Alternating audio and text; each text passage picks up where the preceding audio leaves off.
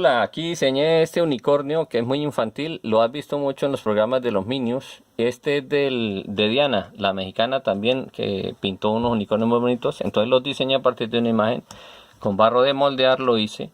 Aquí está el molde en dos piezas de yeso, que lo hice. Aquí está la tapa con las muescas para el ensamble. Aquí está el otro con el cual se casa, se ensambla. Aquí tenemos el molde del unicornio. Una cosa importante, que en el molde hice estos respiraderos. ¿Por qué? Porque estos respiraderos son para que por ahí salga el aire y no nos quede burbujas en la trompita del unicornio. Mira, un respiradero acá y otro respiradero acá. Aquí está nuestro hueco de vaciado.